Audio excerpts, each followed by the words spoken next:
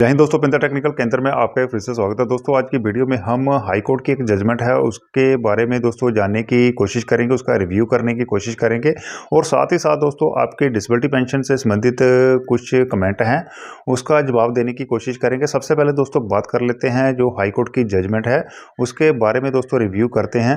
तो यहाँ पर दोस्तों देख सकते हैं कि दी टाइम ऑफ इंडिया की तरफ से दोस्तों इस आर्टिकल को छापा गया है। तो दोस्तों क्या है दोस्तों इस आर्टिकल में, दोस्तों यहाँ पर हम बात करने वाले हैं कि किस तरह से दोस्तों एक जवान जो कि प्यार के चक्कर में दोस्तों डिप्रेशन में चला जाता है, डिप्रेशन की वजह से दोस्तों उसको इनवैलिड आउट कर दिया जाता है। इनवैलिड आउट में दोस्तों उसको किसी प्रकार का कोई भी जो बेनिफिट है वो नहीं दिया जाता है।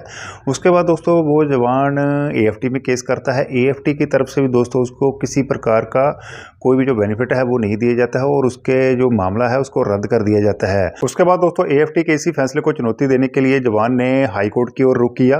तो दोस्तों सबसे पहले जान लेते हैं कि ये मामला है क्या। तो दोस्तों 30 जुलाई 1971 को ये जो जवान है वो सेना में भर्ती होता है और 3 मार्च 1989 को इस जवान को मेडिकल कंडीशन की वजह से इनवैलिड आउट कर दिया जाता है। तो दोस्तों इनवैलिड आउट का क्या कारण था, तो दोस्तों सर्विस के दौरान ये जो जवान है वो लव मैरिज करवाना चाहता था, लेकिन दोस्तों लड़की के जो घर वाले हैं वो इसके लिए सहमत नहीं होते हैं, जिसकी वजह से दोस्तों जो लड़की है वो सुसाइड कर लेती है। लड़की के सुसाइड करने के बाद ये जो जवान है वो डिप्रेशन में चला जाता है, यानी कि उनको दिमागी जो प्रॉब्लम है वो शुरू हो जाती है। उसके बाद दोस्तों जो इनका केस है वो साइकियाट्रिस्ट के पास चला जाता है, एमएच। तो यहाँ पर दोस्तों उच्च न्यायालय ने कहा कि जवान के ट्रीटमेंट की जो भी समरी, जो भी डाटा तैयार किया गया वो ना केवल मनमानी तरीके से बल्कि सैन्य अधिकारियों के इशारे पर सारा डाटा बनाया गया, इसलिए कोई भी विश्वसनीयता नहीं दी जा सकती। तो यहाँ पर दोस्तों उच्च न्यायालय ने सैन्य अधिकारियों को 3 महीने के अंदर अंदर जो सारे बेनिफिट हैं वो जवान को देने के जो आदेश हैं वो जारी कर दिए गए। यहाँ पर दोस्तों सबसे दुख की बात यह है कि 14 मई 2021 को इसी केस के दौरान जवान की मौत हो जाती है। तो यहाँ पर दोस्तों उच्च न्यायालय ने जवान के जो उत्तराधिकारी हैं, यानी कि कानूनी उत्तराधिकारियों को जो सारे बेनिफिट हैं वो देने के जो आदेश हैं वो जारी कर दिए। चलिए दोस्तों आपके कुछ कमेंट्स को पढ़ लेते हैं। यहाँ पर मनोज कुमार जी लिखते हैं, होल्डर रैंक सर्विस 24 साल 12 दिन, बार इंजरी पेंशन कितनी होनी चाहिए, डिसेबिलिटी असेसमेंट 60% है। देखिए अगर आपकी असेसमेंट 60% है तो ये राउंड ऑफ होकर कितनी हो जाएगी, 75% हो जाएगी।